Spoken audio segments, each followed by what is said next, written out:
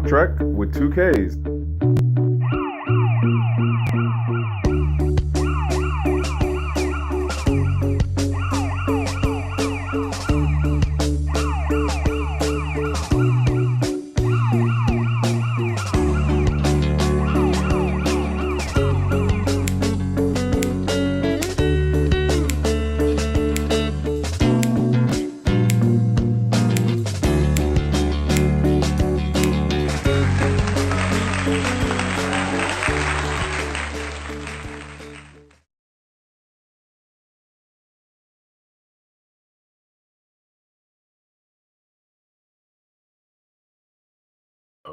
Alrighty, hola, hola, buenos noches, buenos tardes, GnGs.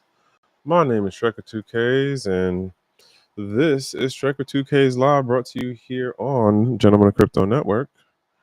And it is a Monday once again.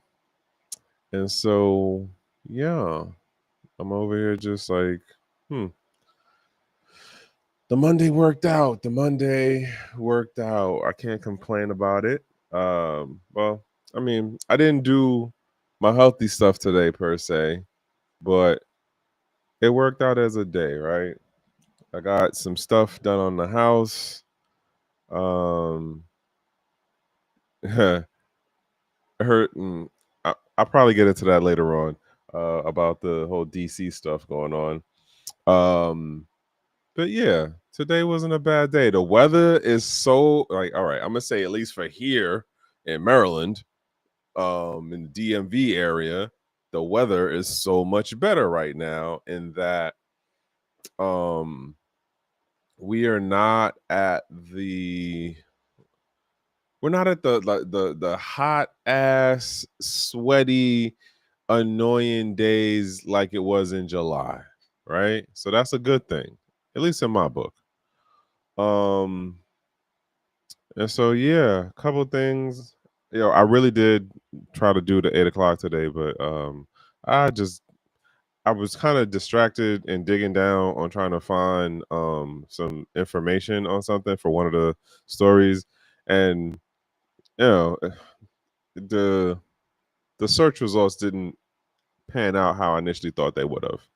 But yeah, today's thumbnail, by the way, is brought to you by Perplexity, aka Claude.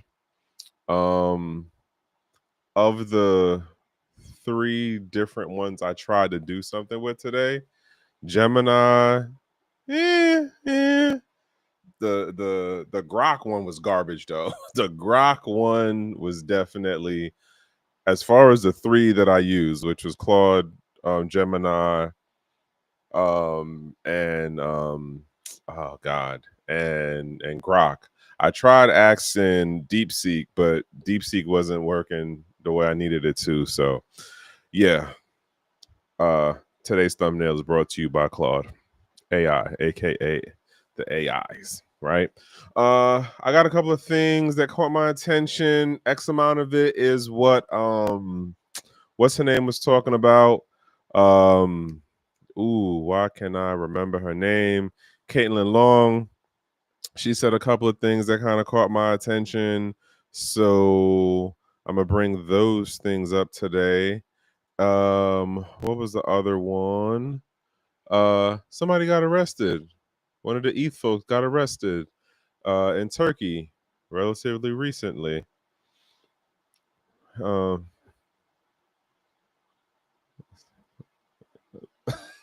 I'm sorry. I just seen something on Twitter. Ooh, shout out to my cousin. Oh man, yo, for as smart as she is, for as intelligent as she is, some of the stuff she be tweeting, I just be like, just leave the ratchetness alone, please. But it'd be funny though. It'd be funny.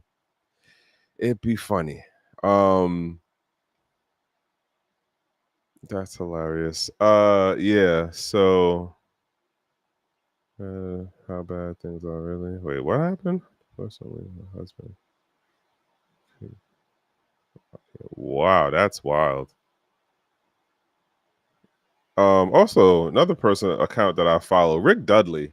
Rick Dudley be sharing some like he's more of a techie dude because he's a coder, but I find his stuff interesting. For some of his observations of like just like the crypto space for how long that he's been in the space, as well as just some of his general observations, and the things that he shared just kind of crack me up or just make me think, right? And oh, by the way, I guess this is to like the new folks who do not know.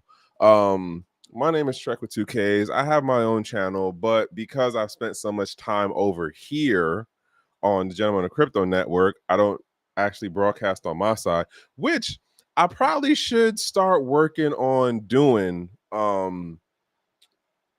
and figuring out really.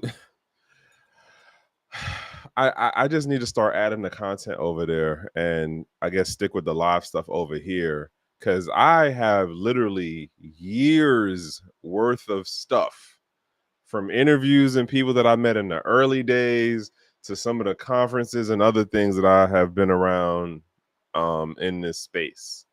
And so I probably should actually go through the process of adding in that content, because YouTube actually really hates, as far as the algo goes, it really hates when you double content.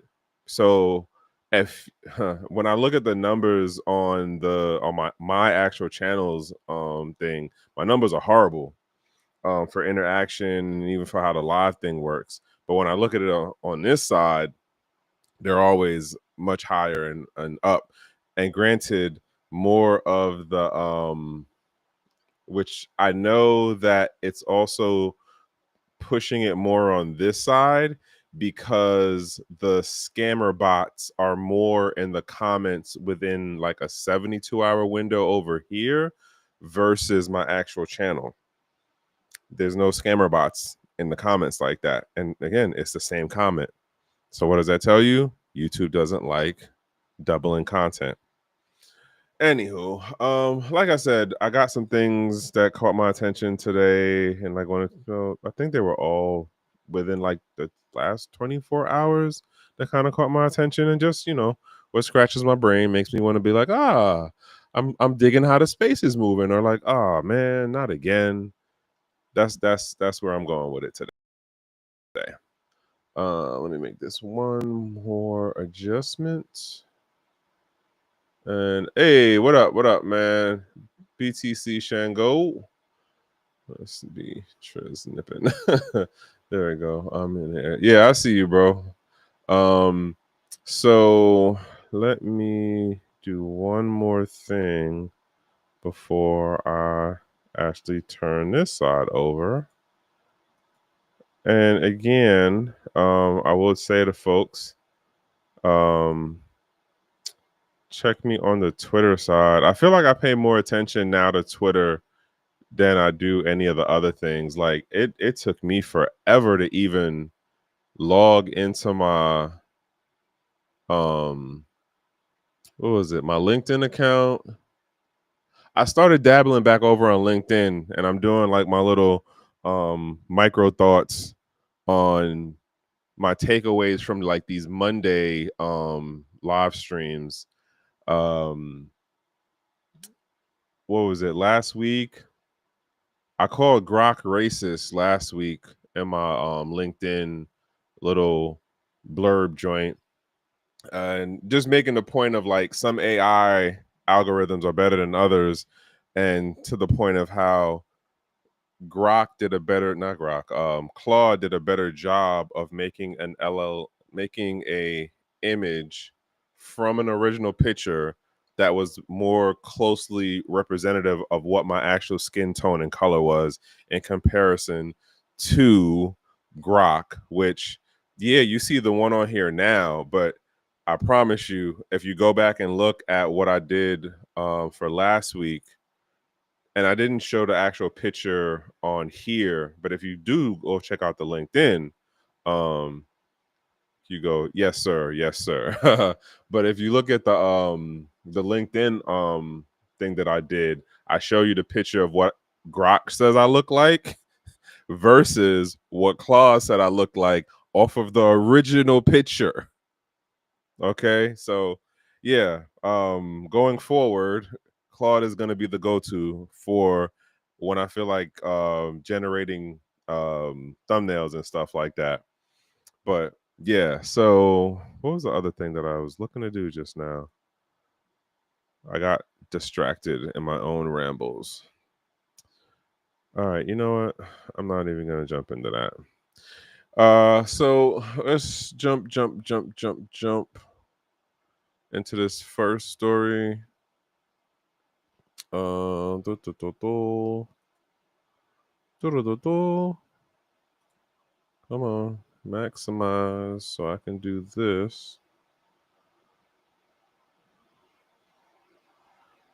There we go. So, what do they say? Like sell? No, that's in the investing talk. It's like sell the sizzle for the investing talk, right? But then, like, for the way that the crypto space is moving now, it's like you got to sell the sell the FOMO of it. So by the time you see it in the news article, and arguably even by the time you see it on Twitter, um, you know, like the action already happened. Like case in point with this one for like what they're saying Samson is looking to do. Samson Mao says Ethereum investors are rotating their bitcoins to pump ETH on new narratives like Ethereum treasury companies, because we already see what's going on with the Bitcoin treasury companies. That even John Detton, he made a comment in Twitter today, I think, that was like, yeah, Bitmine is like top 25 companies globally, but he's like, I can see them being like under like number 3 or something, or number 2 within like the next like 60 days or something like that. And it's just like, wow, like even this dude says something, and he doesn't usually do the price talky kind of sounding things like that, right? We're gonna stay locked in. Yeah, see, because you be distracting me, bro. You be saying stuff that be distracting me. um so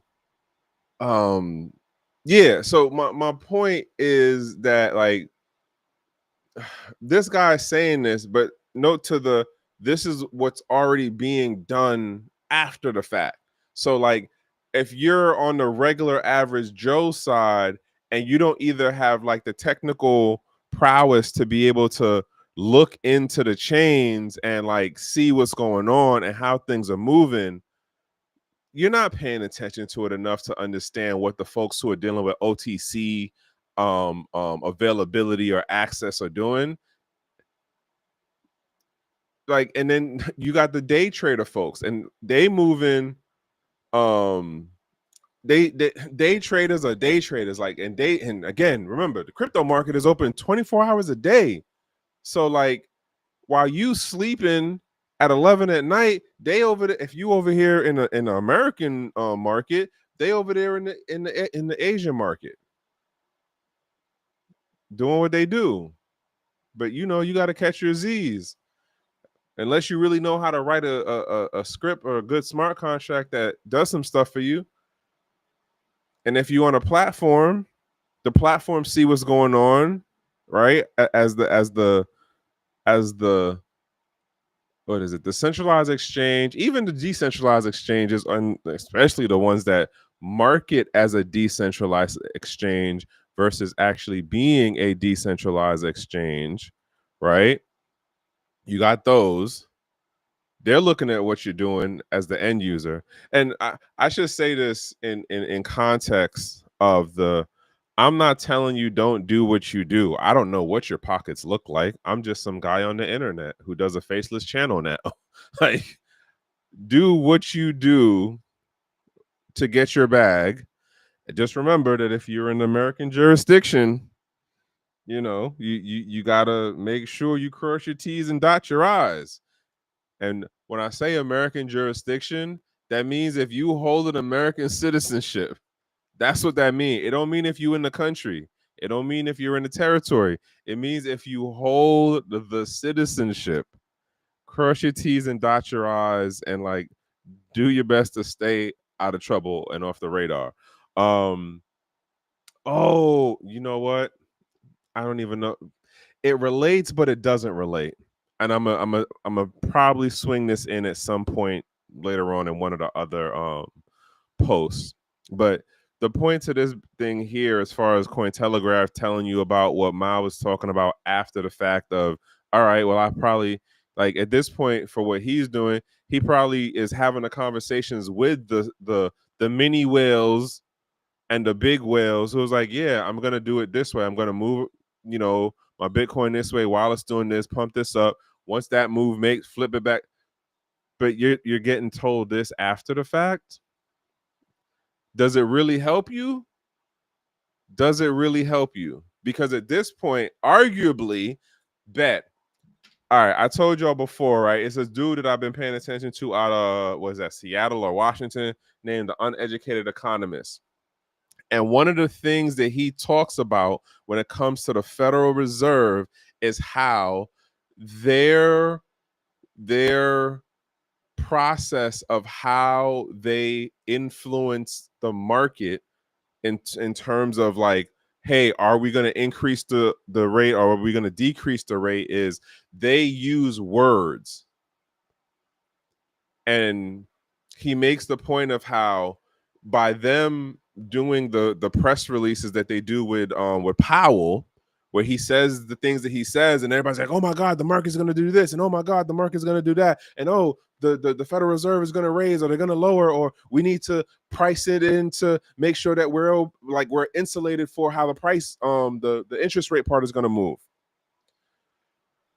So like, they don't actually do anything, but they say enough verbiage, and the delivery is given in such a way that the markets, or the different components that make up the quote market, take action or inaction, but that the activity or lack of activity that they do within their business respectively, or within like how they're putting money in to the financial sector or taking money out, is influenced by what the Federal Reserve does. No, sorry, what the Federal Reserve says versus what it actually does, which arguably is this what you're seeing here in Cointelegraph. You're being told about what more substantial wallet holders are doing after the fact. Unless you can actually go in and understand what you're looking at within the movement of transactions and between the different types of wallets, do you know that this is actual fact? You don't, because you don't know how to verify this. You know that it's being told you by someone who is considered a notable personality in the space, but you don't know this because you don't know how to verify. And I'm making a very big, broad assumption in regards to people's technical prowess. Do you understand how to look at a bit explorer and be able to follow how the Bitcoin is moving through the different exchanges, the different wallets and stuff like that? I'm going to argue most of the folks who are in this space today, I would argue probably more than 50% of the people who are in the space today have no idea on how to look at a blockchain explorer. Like, I am really wholeheartedly believing that right now, that at least if not 80 to 90% of the people who are in this space now do not know, or I wonder how many people even understand that blockchain explorers even exist right now, let alone even know how to like read one. I think this is going to be my topic when I write my little blurb thing tomorrow on LinkedIn. Like, I'm really curious now on how many people actually know blockchain explorers exist, let alone how do you actually read and understand how the transactions are happening?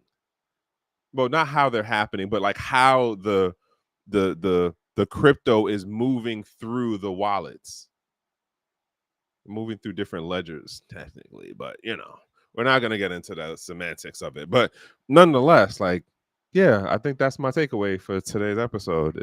Unless I say some other shit that made me really think, I don't know. We'll see. Just for a story, right? But yeah, we'll see how y'all take it in a couple of months, and if the price go up, and then you all see that dump, and then all of a sudden Bitcoin gets the story of like, oh yeah, look, they're doing the Bitcoin is receiving influx of and blah blah blah. Like, I think it's gonna hold to my point that I'm taking from the uneducated economists on how the verbiage is used to influence the market, aka the price of these crypto asset things, because we're putting out noted personalities, and that's that. People are being arguably manipulated out of their crypto. So this joint caught my attention. I'm curious on, does anybody know about this right here?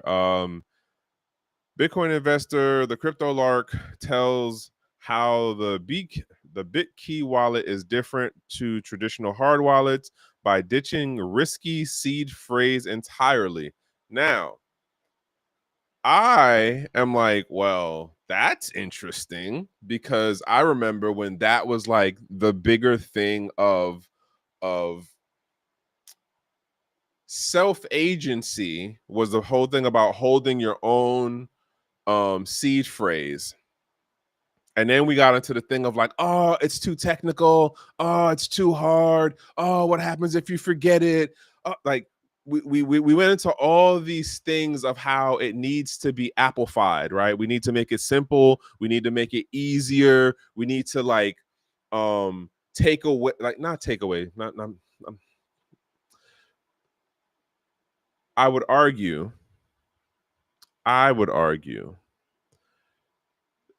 the selling point of making it, quote, easier to have a crypto wallet was, we need to make it as easy for people to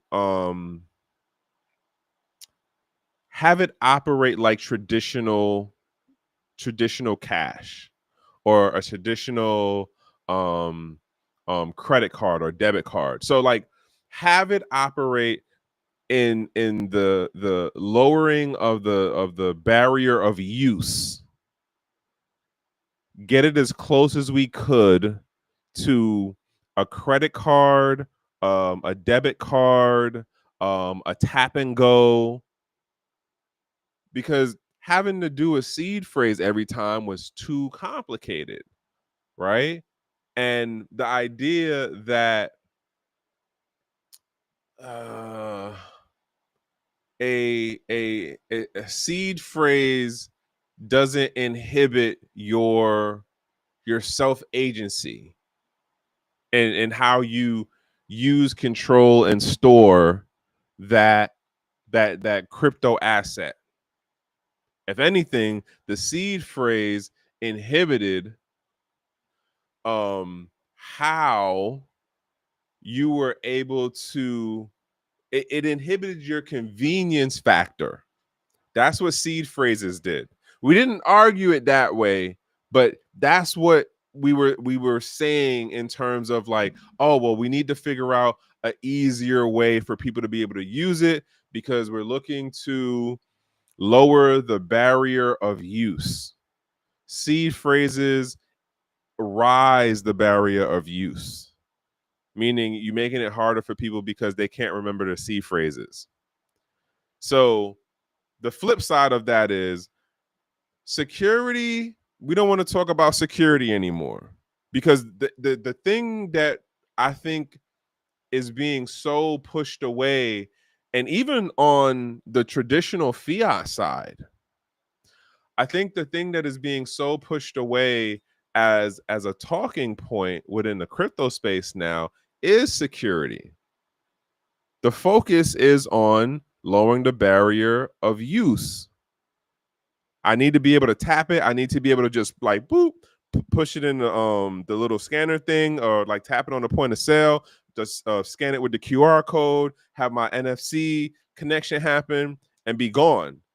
I need to lower the barrier of use to the level of of what we understand now as a traditional credit card or as money.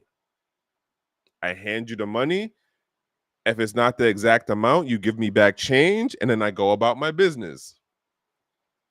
I tap the credit card. I put the credit card in the point of sale thing. I enter the PIN number, or I just bypass it, and then I go about my business.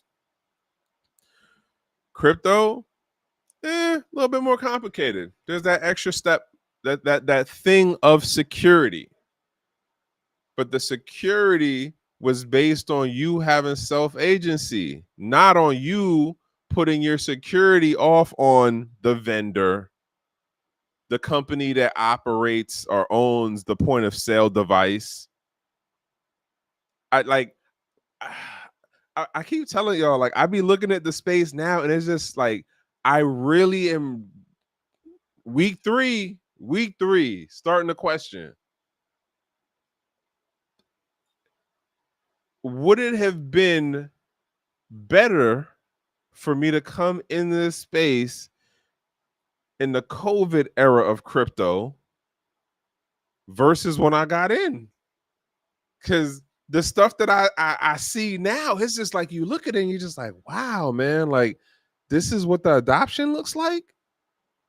Like, the security, the self-agency, the economic sovereignty. Hey man, do what you got to do, bro. We catch up. You know that's gonna be recorded, so you could go check it on later on anyway. All right, man, do what you do. So like, the importance of economic sovereignty or self-agency is that, like, there is a security element to it, and that security element is based on your ability to secure said financial instrument, like said fiat, said asset. If you can't secure it and you're delegating the responsibility off to another party or / entity, did you really secure it?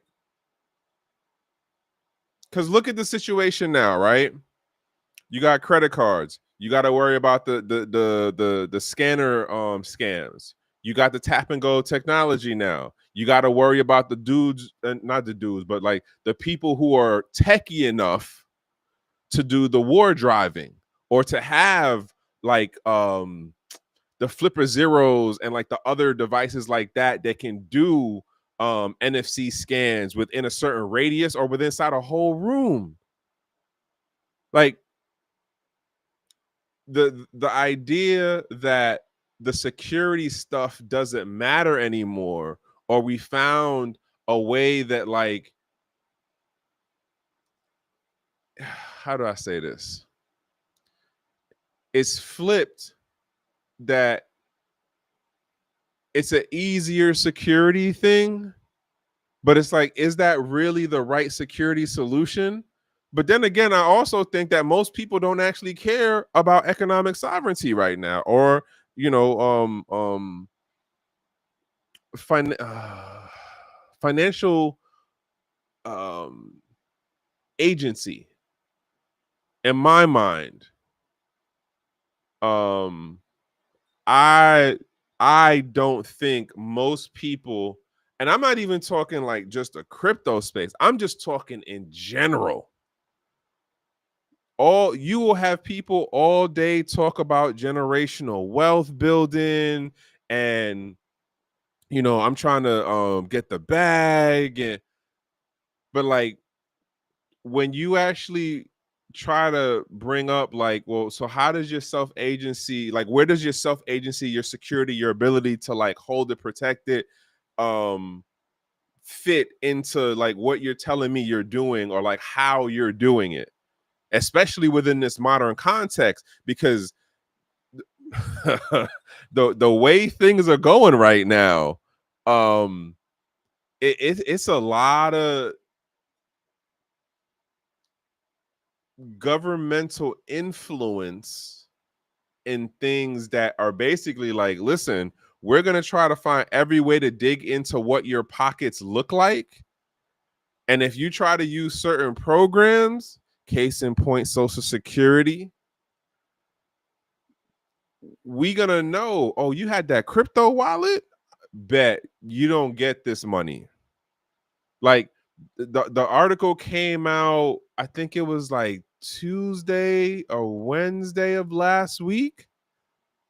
It might have been like Wednesday or something. Somebody, I forgot how I seen it, but it basically came up that Social Security is like, hey, if you want this Social Security money, you have to give us direct access to be able to go and look into any type of checking or saving account that you have. And that's not just a here in the States thing. We're going to do a global search to see if you got money laying up anywhere. And then it gets into the whole thing of, we're also going to look at the accounts that interacted with your bank account. And then I want to put this also in the tag of, remember, the IRS can investigate you and anybody that interacted with your account. What was that, 2-3 summers ago that came out? And the bank nor the IRS have to tell the other person that's being queried about that they being queried about. Like, that's where we are. So now with the Social Security Department being able to do that, and they on some like, well, you can't get more than 200. What is it? You can't do more than $2,000 a month going into your check-ins. You can't get paid some other ridiculous amount. But like, the way that they're doing it is they're going after the people who are of the retirement age first, and then it's like going to spread off into other things. Mind you, you paid into this program. So the folks who are like that little crossover niche of the boomers into like, what is that, Generation X?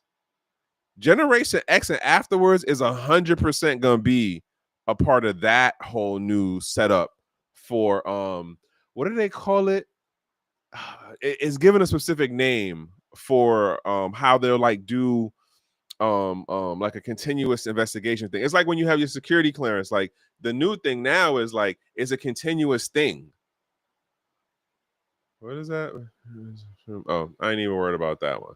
But the point being is, man, like this way that we're moving right now, at least in my mind, for the economic sovereignty and the financial agency, it's arguably going to the wayside, man. Like, the average Joe don't care, and we can't even get into the folks who are like high status multimillionaire folks, because they're in a whole different realm. Like, they can pay 200 CPAs to be like, yo, do all of the paperwork analog style to make sure this joint drag out. Like, you know what it take to find that CPA who knows all of the loopholes and will actually go through the process to write out like analog documentation? They aren't cheap, y'all. They aren't cheap. Folks move in a whole different manner. I was telling who was I telling? Matter of fact, I was telling this to Bitcoin Shango, I think earlier today, or it was like yesterday or something. Like, I have been running scenarios and questioning like through Claude, DeepSeek, Gemini, Grok,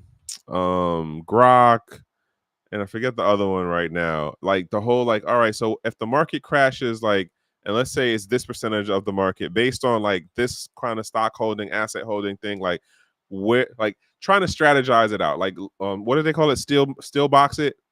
Mental exercise. Like, where's the way to minimize the effect of what a market crash would be? And most of the folks who are in the crypto space, I'm like, well, of course you got to have the crypto, and if you have the Bitcoin, or if you have the Solana, or if you have the blah blah blah, like that's how you're going to be able to get through it. And it's like, yeah, but like let that sink in for a second on the end of for how much stable coins are out in circulation versus what's the actual backing of it, right? Like once the movement starts on stable coins, what do you think the market's going to look like for the cryptos that aren't quote pegged to a fiat? And then we talking about making a special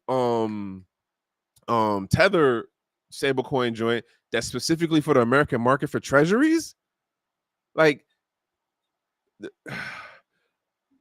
the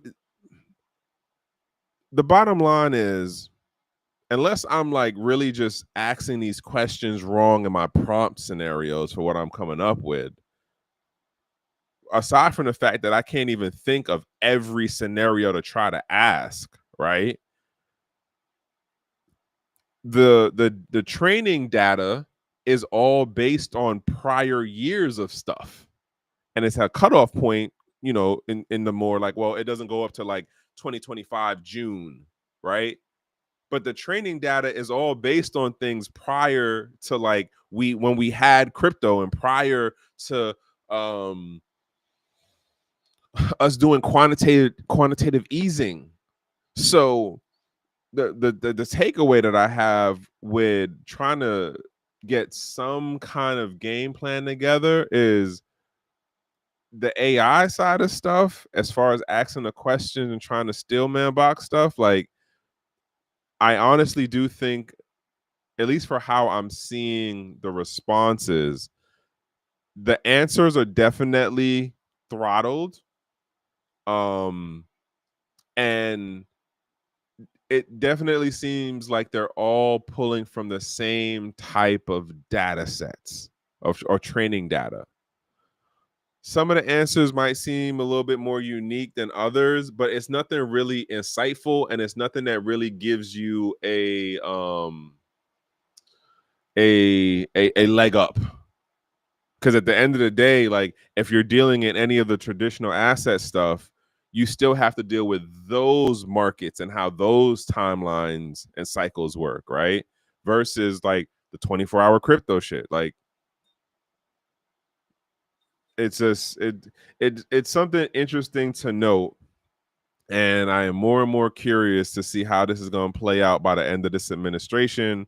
Cause man, like when I tell you, like I had the thought process that like part of Trump would bring the chaos, but I didn't think the chaos would be this fast and at this level. And we're not even in like the actual full swing of things in terms of like literally we're just having the the the pronouncement of things, but we still have to get through these declarations and these statements and these executive orders and the tariffs and these bilateral trade decisions to actually start matriculating through the markets.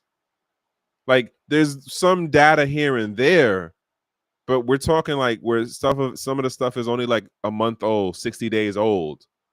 Wait till what you see what this looks like at 90 days old. Wait till you see what it looks like at a year old, 15 months old. Like that's when you're looking at it going like, oh my God, like there's no turnaround from this. So and again, these LLMs, these AI systems, they're set up on previous data.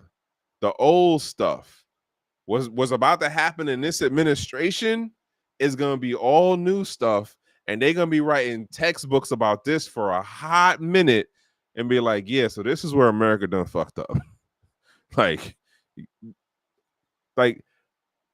economists are going to look back at this time period and just be like, yo, like how, not even how, it's gonna be one of those like, this decision was made, this was the quote stated thought process, but even though the numbers looked like how they looked for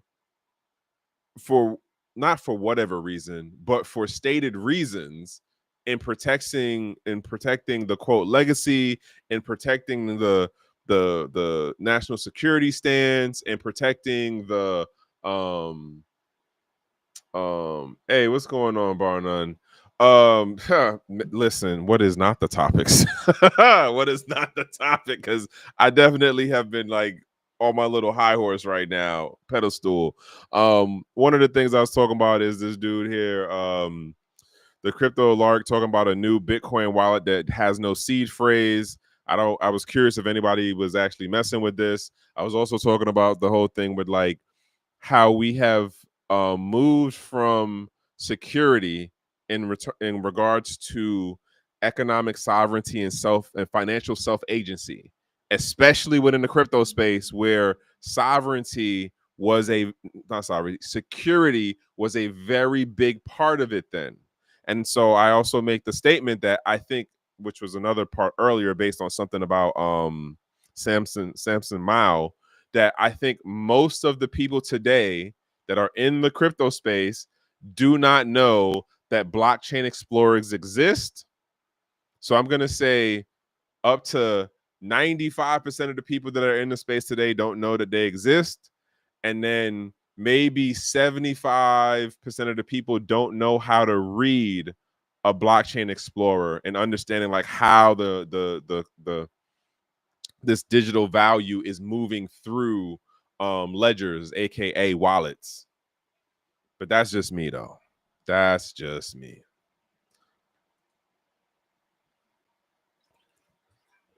Sorry, I had to wet the whistle. You know, when you be rambling on as much as I do, your mouth get dry.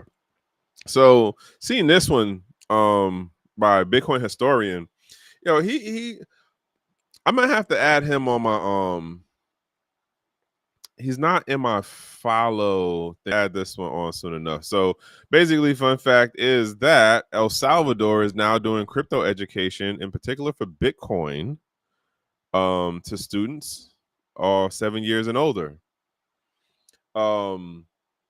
Something that also got my attention that was made. There's another dude that I follow, Eli, the computer guy, and he makes the point about how we keep talking about, make America great again, and the tariffs are going to bring back the jobs, and the tariffs are going to do this, this, and this. And his biggest thing is like, but that doesn't make any sense because we're not doing any of the things to educate our young folks to where it's like, all right, you're going to be engineers, you're going to be able to work in this new age of technology and commercial level production. We're not doing none of that. So if we aren't taking the financial resources we have to invest in the education of our generation and our kids now into the future generations, but we're taking the money and we're supporting certain states that have a blue star on their flag and then other states that are blue and yellow, but we talking about we trying to save money, we talking about we trying to make America great again. It like make that make sense. It I don't know, like I don't see how it's supposed to make sense if it goes against all of the logic for how we see countries make progression in terms of you come up with programs that help to actually develop your youth and future generations going forward.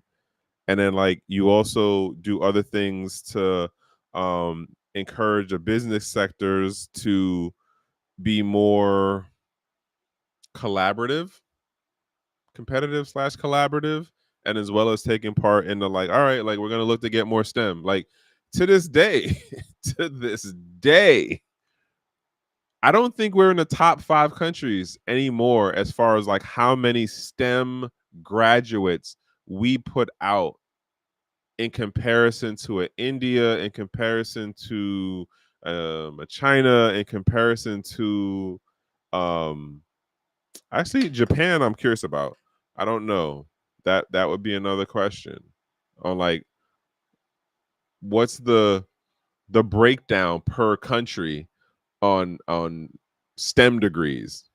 I don't know right now, but I imagine we are not in the top 5. That's just my thought process. But nonetheless, here's what Bukele's doing in El Salvador, teaching the kids about the future of the money. I'm actually surprised. You know what? Max might have actually posted about this. I just didn't look for it. I seen something else from a Max Kaiser post, but it wasn't this. I'm also then curious on how does this work again on like, yeah, you're educating them about, you know, crypto stuff. Yes, 100% on deep into the family pockets. But like, how is the development going for adding in the let's build the technological understanding of the people? Like let's get more STEM degrees going, or like future STEM studies going in the education pipeline, right? Or just how's that part going? That'd be the question. I forgot who I'd be thinking to reach out to some people that I know are in certain places, and then at some point it's just like it's not pressing enough for me to do. Sad to say, but that's what I'm gonna say. Yeah. So bar none, just me and greedy and petty, trying to destroy banks. Listen, I'm telling you, and then I was just bringing up like the future thing is that the Social Security wants to be able to look directly into your bank account and have a continuing access. So when you get to that age and you want to look and you want to apply for your Social Security stuff, it's gonna be like, all right, well, we need to check your bank account first, and then we got to look at everybody who was interacting with your bank account. Because if you moved money out of your bank account, we gonna know. If you're supposed to get $1,000 a month, guess what? You only getting 500. We doing instant correction. We're not gonna take 30, 60 days to correct and be like, hey, you should pay us the money back. No, no, no, no, no. We're gonna instantly correct. That's the direction. That's the crazy part of it, where it's like this is the scary part about the advancement of the technology in terms of what is the intention of the development, right? Again, if Bitcoin was on the like, this is economic sovereignty, this is a financial agency, this is so this is privacy, security, um um um sovereignty. When you look at stable coins, excuse me, and how that's being pushed, it's not about privacy. It's not about sovereignty. It's not about security. It's not about self-agency. It's about being able to have a financial instrument that can be pulled and pushed and controlled from outside of the individual quote user holding it, right? So here we're going to move into this direction where if the stable coins get put into our financial system the way that some people would like, oh man. And then we have the crossover of like the CBDC. Like yeah, I'm already just feeling so sad for like the millennial Generation Z folks because they're just gonna be full swap down in it. Like number 3 behind China and India. Yeah. Okay. 2021, 2023. Okay. Yeah, that sounds about right. But yeah, like they're gonna be full swing into it. It's like think about it now with like how your Gen Z folks they know smartphones. They have no idea how to deal with a rotary phone. Like it's like, wait, what you press buttons? Like I don't know. How do you do it? And for real, pocket watching is going to be the like pocket watching at scale though. Yeah, pocket watching at scale. That part. It's the pocket watching at scale. So the more quote involved you are in the system as far as your dependency um on the government, the more it is going to be in like the more pocket watching there is, which again, if you're in, this American system, if you're in a European system, if Latin America, Africa, Asian countries, like they're doing it, but like there's a different mentality behind their their like their cultural nuance for how they look at the big brother thing is not the same as the Western thing. And when I say Western, I'm meaning like not including Latin America. I'm North America only, and that's including Canada and the Europeans. It's a different cultural norm for us and how we look at when the government's like pocket watching you. Like the idea of privacy and financial agency of sovereignty, like different thing. It's a different acceptance and implementation and belief and awareness to those concepts and ideals in those regions of the world. Say that again. Where they stuck our past generations who refuse to retire. Listen, but who's gonna be able to afford to retire though? Like I was looking at something earlier today, and they were talking about how oh man. So and bar none, I was also making this point earlier about the Federal Reserve and how we have been traditionally taught that the Federal Reserve influences the markets by lowering and raising interest rates. But one of the folks that I follow, Uneducated Economists, always brings up the point about how what they are doing now, and they have been explaining for like the last, what, not 2 years, before what's his name, who's there now, but it came more prominent within his reign as the chairperson, and Powell, there we go. And it's not about actually rising or lowering the interest rate in regards to how to influence the market. It's about the verbiage that we use to get the market to do or not do something, which is my point that I was making on the first article or the first post about Samson Mao, and saying like, oh, well, folks are pulling out their BTC and pushing it into ETH to then when ETH pumps, they're going to dump. and go back into, but those are the whale folks who are moving in a whole different pattern and different type of circle. And they have different access because they're moving through OTC probably versus trying to be on a regular Coinbase account. You see what I'm saying? Like, in my mind, the games is being played right in front of our face.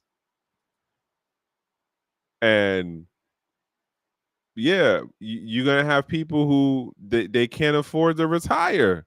Like, bro, like I was saying to you earlier, like I'm over here trying to figure out, like, well, where you're going?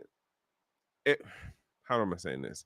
In this market, in this region, in this state that we're in, you're trying to find what is the safe space that you can hold X amount of your value, or you can put your value into multiple things, and hopefully one of these things will be insulated enough or will be durable enough to not take the full impact of whatever financial catastrophe is about to or will eventually come down the pike. Right? So like it doesn't matter if you're looking at it like, oh, I'm in precious metals, or I'm in the stock market, or I'm doing mutual funds, or I'm doing index funds, or I'm doing paper precious metals, or I'm doing traditional stocks, or I'm in the Roth IRA, or I'm in a TSP for my military folks. Because at the end of the day, if you give an example of something. So for the folks who are outside of the service who don't know, we have this thing called a thrift saving plan in the gang, right? And so what basically happens is it kind of works kind of like a 401k where like you contribute to it, and then like, you know, the service contributes to it. And you then on the back end, you have the option of what type of index funds you put it in. It's like GI it's individual things, and they have their peculiars about them. Like one might invest in like government treasuries, another one does like international fund related things. The point being is, if this coming financial, what do they call it, not, I was about to say Blue Falcon. That's not Blue Falcon. But if this situation that they're talking about comes down the pike for and be across the board the way that it's being like talked up, if your TSP is you putting in, let's say, $300 a month, you did that for 15 years, 20 years, and let's say you at your retirement year right now or next year, but like let's say 85% of the markets crash down to zero. The value that you had in it that was based on those financial vehicles of investment, and this isn't in the financial advice, this is just me explaining the TSP for those who don't know outside of the military. And this is my worry, again, gang, in that if 85% of the market goes down to zero, whatever the things were that your investment stuff was going in, it literally goes back to just the money that you put in. So if you were somebody who was only doing, like, let's say, you know, let's say $100 a month, $50 a month, guess what? $50 by 20 years. That's all you got for your retirement, as far as the TSP side is concerned. Like, that's how this stuff is looking. And it's the same thing even if you doing stuff with your like Roth IRA and you like example in what's the thing called? And so like the things like Fidelity, Vanguard, Charles Schwab and them, you can do the Roth IRA accounts, right? So it helps you on the tax part of it. But like let's say you're using account that account model to purchase your stocks or your mutual funds or whatever. Yeah, you're cool on the taxes side of it, but if you have, let's say, 50K in there, and then 2 years from now, all of those financial instruments, vehicles that you put, you spread your Roth out into, everything goes down to zero, or the vast majority of everything goes down to zero. Guess what? You only have the money that you contributed. So if you were only doing, let's say, $200 a month, and then it just worked out that like on the ride up, you were hitting the right mutual funds, stocks, indexes, all of that. At the end of it, you're just back to however long you were doing the raw for with the $200 a month you was putting in there. Like, and this is the part that gets me right now. And for the folks who are like, oh no, and Shango, you're gonna be mad, but like, oh, I got the Bitcoin. It's like, okay, but how you gonna liquidate? Oh, I got the precious metals. Okay, but how you gonna liquidate? Like, if you're ordering your precious metals off of like Bullion, what's the name of the dude? Not dude, but like the company, I can't remember, something Bullion. If you're doing AppMex, if you're doing there's a couple other companies that I can't remember right now. If you try to sell, one, you're dealing or you're competing with, you're going to be told that that's our bad because all of the investments went to zero. Yes. Yes. It's a bug. Yeah, but okay, but we also got to remember, like, retirement as a concept only got implemented in the last like 75 years. That wasn't an always thing. Like it.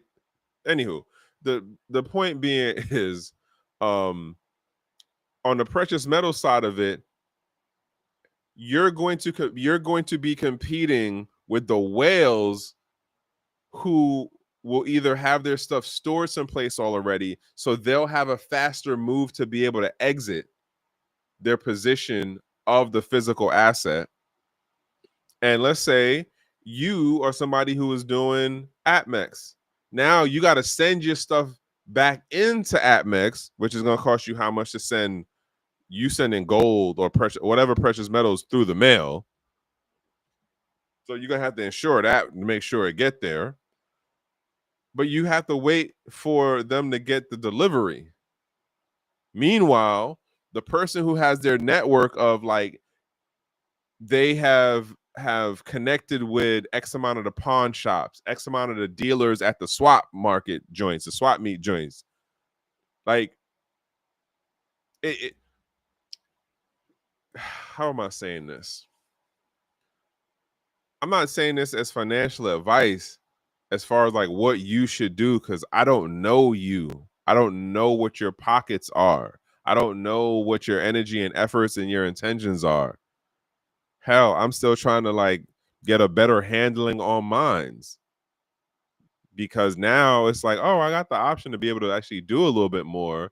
But this administration has taught us and is teaching us that the things that we understood as stable or as staples or as, oh, well, that's always going to be a thing. It's like, nah, dog, it's not.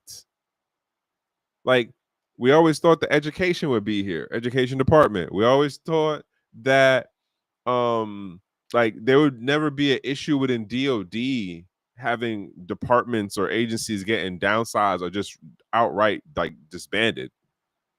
That's a thing that has happened.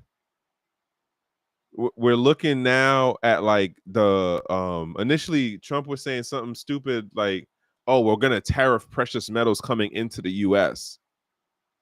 We don't even the whales that we have, we don't even order enough of it like that. But it's just like, really? That's what you who in your cabinet put that idea in your head? And why is that person still there? Honestly, why is any of the people there who are putting some of these ideas in his head? But nonetheless, it is what it is. Like this is where we are. The things that we thought were secure or are staples or will always be, this administration is showing us, nah, that's not the case. And it's bigger than a crypto thing. It's like, yeah, it's a crypto channel, but like this is bigger than crypto in the shortest, plainest terms. So this is hilarious. Max Kaiser, shout out to him. Haven't seen that guy in years. Stacy, haven't seen her in a while neither. But he put this out earlier. This is a Coinbase advert mocking Britain's economy, but the irony is that the advertisement then gets banned in the UK. And I don't want to play it because it's gonna like mess up the thing, and the audio is probably gonna be horrible. But basically, it's like a musical. It's a 2-minute musical on the people singing about just like the even though the roof is leaking, the boop. What? He mad at everybody that about him wasn't there. He was going through his legal battle. He probably is. He probably is. But like, it's one of those like everything is fine. You know that meme where they show the little dog sitting in the house and the caption is like everything is fine even though the house is burning. That's basically what this commercial is. It's funny though because they made it a musical. Like people are singing and dancing, and yeah, the commercial ends up getting banned. I don't know. Like I feel like I'm curious on who did they go to for the marketing for that. Um and what was the thought process in the marketing team in developing or scripting this out, in that like, because if you're paying attention to like what's going on in Europe, like Europe is having its issues in terms of the EU and how things are looking between like Germany or like Poland or like France. France is having a whole bunch of issues, especially now that they've been getting their butt kicked out of different African countries. And then UK sits on the side of quote EU because they did that Brexit exit a while ago. But yeah, it's a lot of commotion and craziness going on over there, and not everyone's happy about it.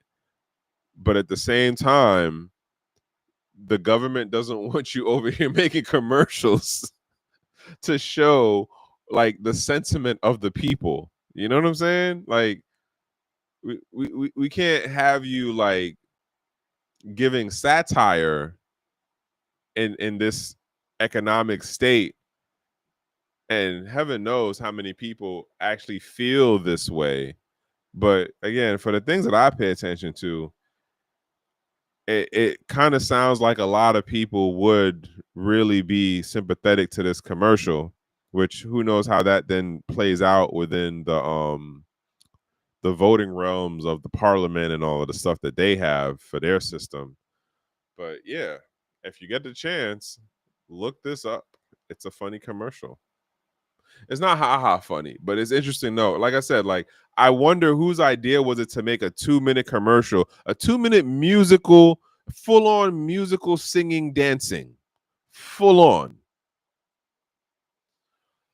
Oh, and as you always know, one of the people that I just tend to pay attention to is Caitlin Long. And so she's really been getting in on this whole thing about Operation Choke Point and how the administration was basically just like, hey, if they're doing anything, and this is the previous administration, as far as Biden's administration, and somewhat of what Trump was doing in round one. But the idea that like, hey, if they're doing anything with this crypto stuff, like we gotta throttle it, or like here's what the policy, like this agency, and it's actually to the come on, what are we doing? Okay, that's why. So who is it? Oh yeah, digging through Trump's debanking executive orders. It contains some hidden gems. The first one is a doozy. Shows the White House understands that it can't trust the federal banking regulators it brought in over to keep them honest with good reason.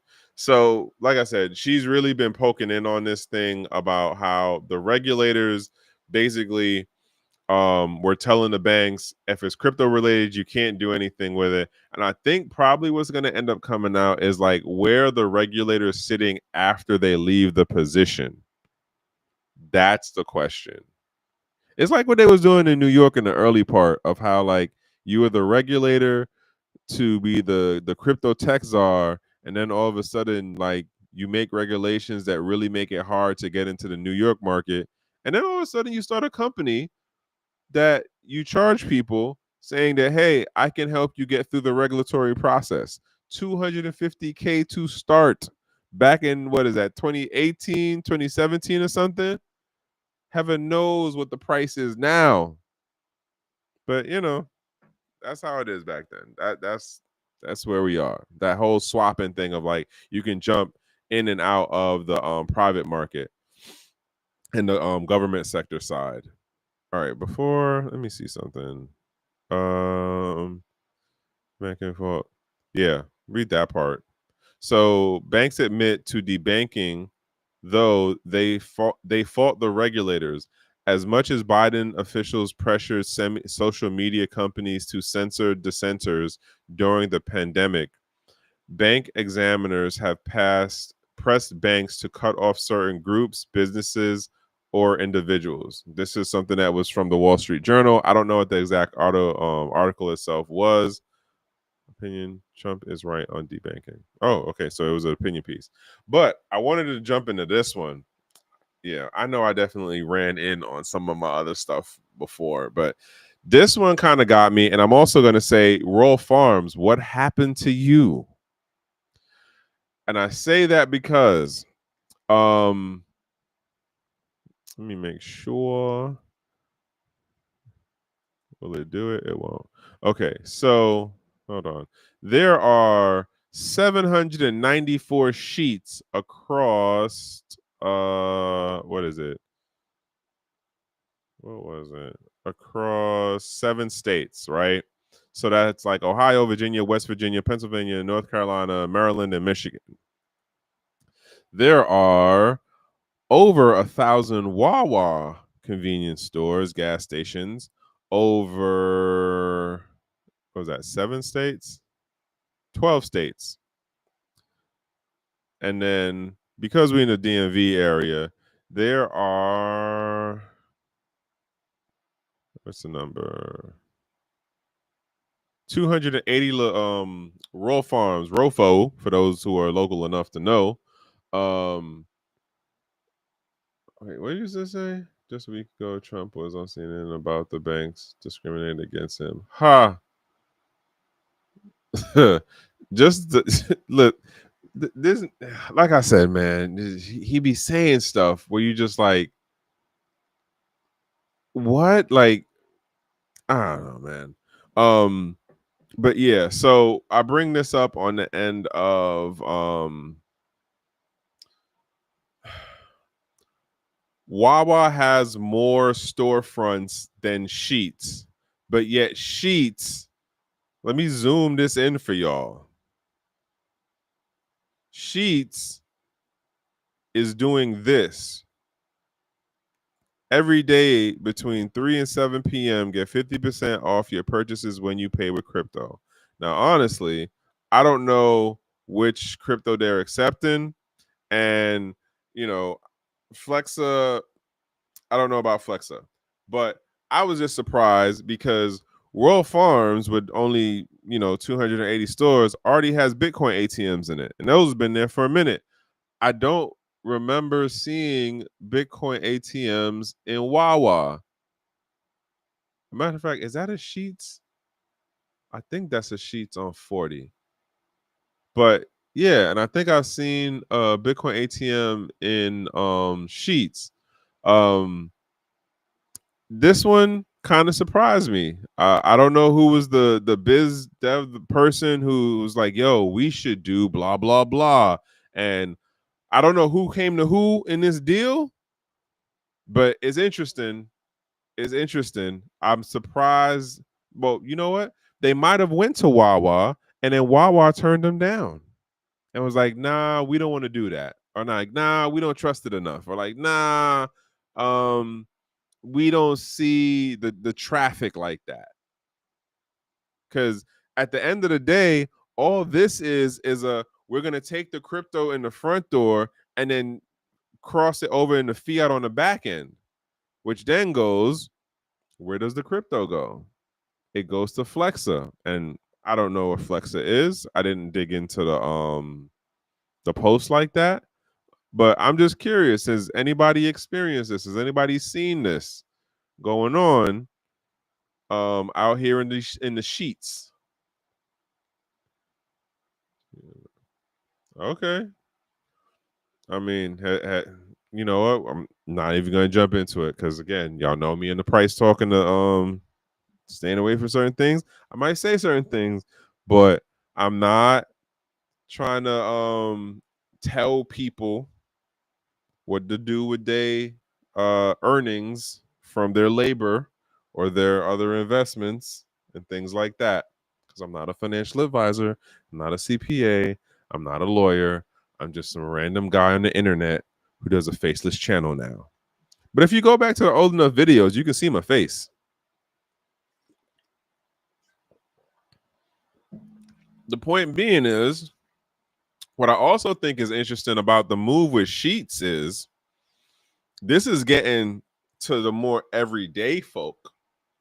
And arguably, with Sheetz, all right, with Sheetz and I feel like Wawas kind of depend on where they are, right? But Royal Farms is arguably arguably like Walmart's. Sheetz, no, not Sheetz. Wawas can be like Walmart's. And depending on where you live and the different Wawas you visited, if you know what I'm talking about.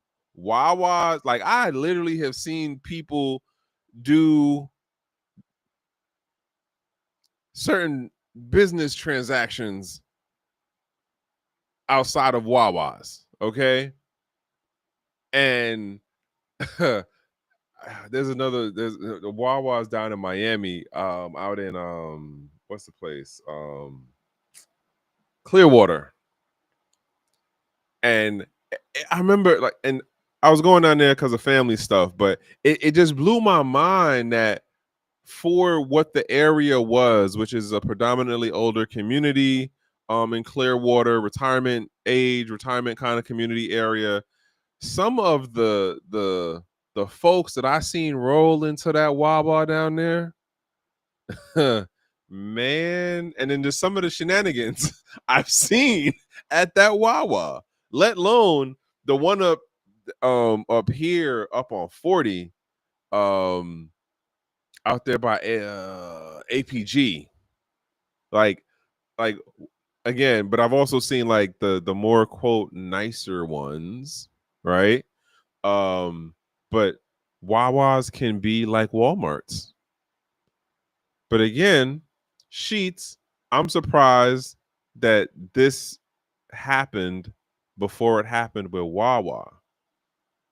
But again, Royal Farms, aka Rofo, have Bitcoin ATMs in there. I want to say it's been at least like 3 years now. So how has this not been a thing? I don't know. Maybe the traffic don't work out the same way, because I know one of the things when it comes to like picking out where you place your crypto ATMs is you're looking at the zip codes, and then you're looking at like the medium income. And generally speaking, or at least when I was paying attention to it, you weren't looking at like the 90 100K range zip codes, and you definitely weren't looking at like the 40 below K zip codes. You were looking at some place in that 60 65 to like 85 range. For whatever reason, those zip code kind of medium income zip coded areas, the traffic was better there. And arguably it also plays into that because especially for like how many ATMs were around back then, you know, folks was definitely driving. Like some folks would drive like an hour to go find one. I remember one time I had to do something before I headed out of town, and I couldn't do anything on the regular side of like the bank account stuff, and I had to go drive like 40 minutes. Yeah, it was like a 40-minute drive to go find this crypto ATM to, you know, do what I had to do to get the to liquidate that particular crypto. But yeah, just randomness on the thoughts of the things that I'm aware of. And granted, X amount of my stuff might be out of date right now because I don't know exactly what the numbers look like now. I do know that there are a lot more ATMs now than there was back in the day, but you know, I don't think too much of the stuff really changes. Like we still, how do I say this? When it comes to the ATMs, like it's still the whole like, okay, let me put it where the traffic will be. But it takes you like 30 to 60 days to figure out like, is this a sustainable traffic area? And then you also got to look into like the whole what part of the season it is. Like, is the traffic that you get from this affected by the season? Right, more traffic during the summertime, less traffic during the wintertime. Blah blah blah blah blah. But anywho, enough of that. I'm curious to see how this plays out and if we'll see any other kind of collaboration deals that will start to reach more of the average Joe kind of person. Oh, I thought this was funny. The Bitcoin way. So basically, me in 2028, when all the Bitcoin treasury companies' claims add up to more than 22 million coins. I'm going to argue that this is more of a prediction. Because again, if traditional banks don't have to hold a one-to-one backing, which came through in 2022, that traditional banks do not have to hold a one-to-one backing, what makes y'all think that they're going to keep that with stable coins? Like, I'd argue this is more of a prediction versus a making the joke on how we're going to be looking at this. Like, wait, so and I can again, like to what I said earlier, how many of the new folks in the space even know that blockchain explorers are a thing, let alone know how to read and verify and validate the information that blockchain explorers can show you? I really think the number's up there. Like more than 80% of the people in the space now don't know that blockchain explorers are a thing, and probably 90% don't know how 90% or more don't know how to read the information that they show. That's where we are now. Because, that part of the techie stuff, the too smart stuff, the technical barrier of entry doesn't matter because no one cares. Most of the folks, in my opinion, again, whether we're talking traditional fiat or whatever, don't care about economic sovereignty or financial agency. Just my take on it. Why did I do this one? I don't remember. I don't remember why I did that one. Oh, I wanted to show this, and then when I saw this earlier today, Peter Van Velkenburg. I saw this post earlier today, and then by the time I came to do the live, the original video got pulled, and it was bankless. I don't know what happened, but yeah, and I didn't dig to go find the original video thing because that would just make me more delayed than I already was. What was the other one? Oh yeah, another example again, that New York situation of where Paxos was able to settle with New York financial regulators over due diligence, anti-money laundering failures, and now all of a sudden they're applying for a national truck bank charter. How that work? How that work? This was the other story that I did not actually get into as much as I had wanted to, but basically, core Ethereum dev Federico Carone was arrested at passport controls in Turkey over his contributions to a paper that assessed privacy on Ethereum and Tornado Cash. So, full story. Anybody's interested on the Rage Tech? I might actually follow through on this one and look into that. Because like imagine that, right? You're in the airport, you wrote a paper like a month ago, 2 years ago, whatever, and then all of a sudden somebody's like, hey, we need you to come over here. I'm officer blah blah blah, or I'm inspector such and such, and we got a couple of questions for you, which means you was already on the radar of whatever law enforcement, and they were just waiting for you to get into a jurisdiction that they could more easily apply pressure on you. Because Turkey is not one of the places as a foreigner you want to get caught up in the legal system. And then, yeah, there's a number of Eastern European places that you just don't want to get caught up at. There's a number of places, period. And as an American in today's climate, you do not want to get caught up at all. I did look through some of the tweets and stuff with this. Thankfully, apparently he did get released. And he was able to like kind of throw out some information before he was like, I guess we're gonna use this in the loosest context of being interviewed by local Turkish authorities. Again, you got to look at this thing and go, we're saying it's illegal to write code. Never mind, let's go after the person who's using the code illegally and just applying the laws that already exist for doing the crime that's already on the books. We're gonna go after the people who think. We're gonna go after the people who write code. We're gonna go after the thinkers. Again, like some days I really just look at it and be like, is it just would it have been better if I just came in on the latter end of this? Like,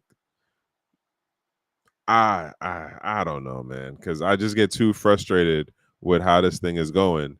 One of the things that you have to understand about how technology development works is there's the intention of the creators for just making the thing, but then you also have it where the business and the government element comes in and influences the direction of how the technology is integrated and then like developed on and pushed forward. So like there's some older techie folks who would argue that like we could have had better implementations of privacy and I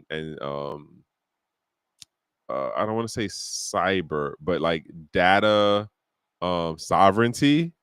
But because the bigger intention within the industry was being able to pool stuff together or be able to cross-reference data, the idea of privacy or digital agency was like put on the back burner and then eventually just fucking thrown off the stove because the idea was to go forward to be able to connect and track everything. It wasn't to allow privacy to flourish within the technology stack. We have the stuff out here because people are creative and ingenuitive and some people still care enough, but that's not where the industry as a whole is looking to go. It's looking for integration and tracking and cross-referencing everything. And that is where we are, folks. I don't mean to be the doom and gloom. I don't mean to be the doom and gloom. It's just there's a lot more stories out there that show the doom and gloom. I should probably try to make a better effort at like finding more positive things happening. I really should. We'll see. All right. I'm tired. It's a night. I'm actually doing better because like y'all know some of the nights I don't start until like 9:30. And then, you know, at this point I'm just like halfway. But anywho, it's a Monday. I hope y'all had a good Monday. To my battles out there dealing with the DC situation, please think, please be safe.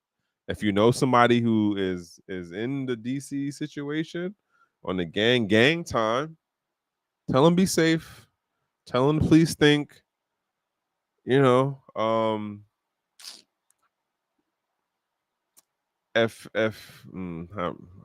like how am I gonna say this? Um, for those of y'all who know like what the gang stuff is about, um,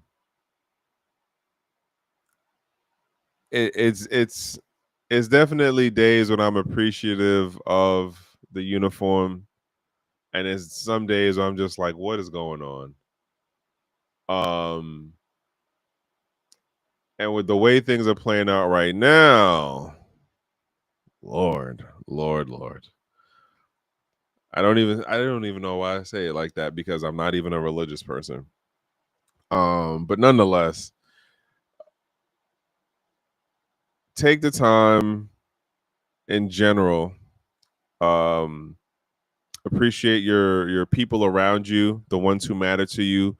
Filter out those who are just, you know, I'm gonna use this loosely and say seasonal, but you know, you find the folks who are with you, appreciate them, take the moments, save the like share. What is it? Save the moment, make the memories, save the moments and stuff like that.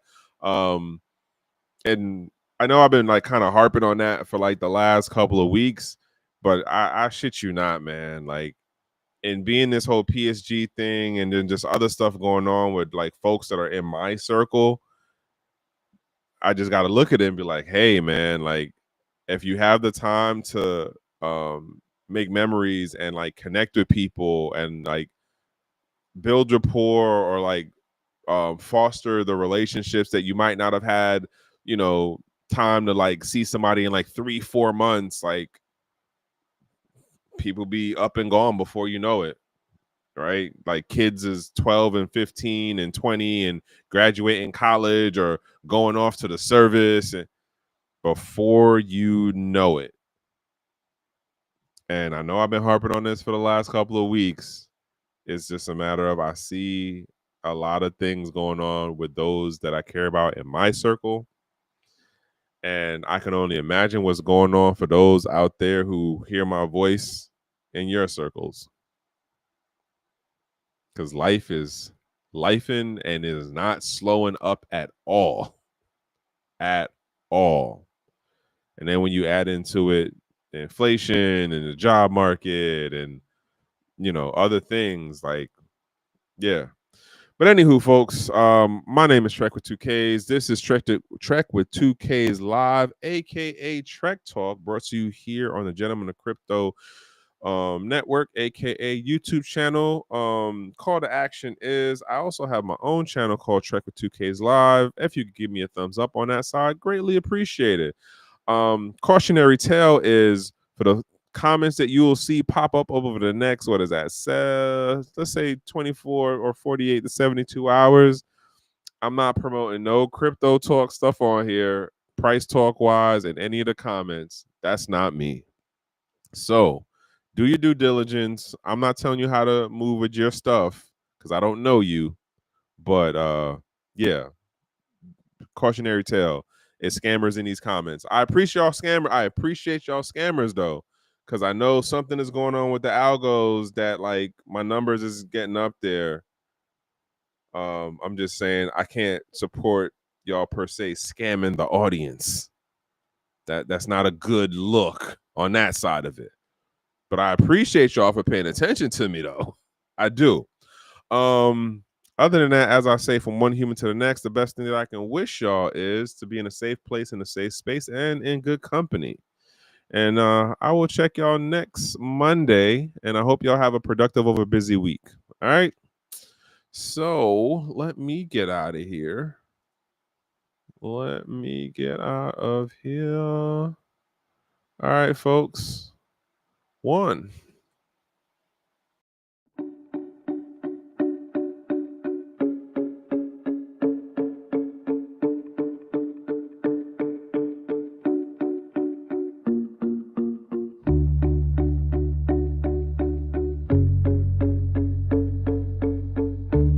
I'm Trek with 2Ks.